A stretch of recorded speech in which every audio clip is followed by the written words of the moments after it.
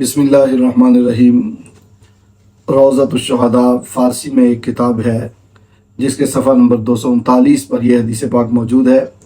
حضور نبی رحمت صلی اللہ علیہ وآلہ وسلم ایک مرتبہ صحابہ کرام کے ساتھ ایک گلی سے گزر رہے تھے۔ وہاں آپ نے دیکھا کہ کچھ بچے کھیل رہے ہیں۔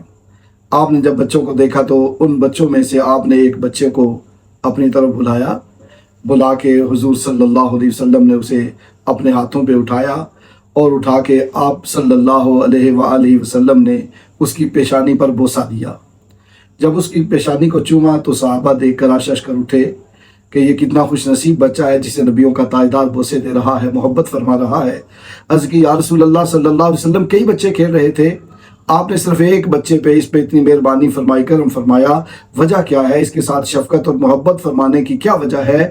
آپ نے اس کے ساتھ یہ مہربانی والا معاملہ کیوں فرمایا ہے؟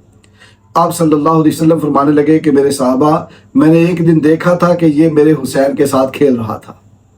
جب میں نے اسے حسین کے ساتھ کھیلتے ہوئے دیکھا تو میں کھڑا ہو گیا، دیکھنے لگا۔ میں نے دیکھا کہ حسین کے پاؤں کو مٹی لگی۔ جب حسین رضی اللہ تعالیٰ عنہ کے پاؤں پر مٹی لگی تو یہ اس مٹی کو اپنے ہاتھوں سے صاف کرتا تھا اور صاف کر کے پھر اس مٹی کو اپنی آنکھوں پہ لگاتا تھا، ادب اور محبت کی وجہ سے۔ جب میں نے اسے دیکھا تو مجھے اس پر بڑا پیار آیا، اور آج پھر جب میں نے اسے دیکھا تو اٹھا کے سینے سے لگایا، اس کی پیشانی پہ بوسہ دیا۔ یہ تو دنیا کا اجر ہے نا، اس کو دنیا میں محبت کی ہے۔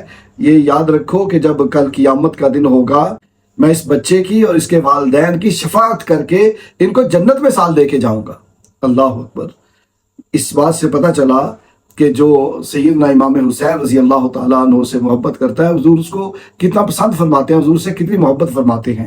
حضور صلی اللہ علیہ وسلم کی حدیث پاک بھی ہے نا، حضور فرماتے ہیں کہ اللہ، میں ان سے یعنی حسنین سے محبت کرتا ہوں، تو بھی ان سے محبت کر، اور جو ان سے محبت کرے تو ان سے بھی محبت فرما۔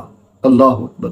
اللہ رب العزت کی بارگاہ میں دعا ہے ہمیں بھی حضور صلی اللہ علیہ وآلہ وسلم کی آل پاک کی محبت اور مودت عطا فرمائے، ہمارے دل بھی ان کی محبت سے روشن فرمائے۔ آمین ثم آمین۔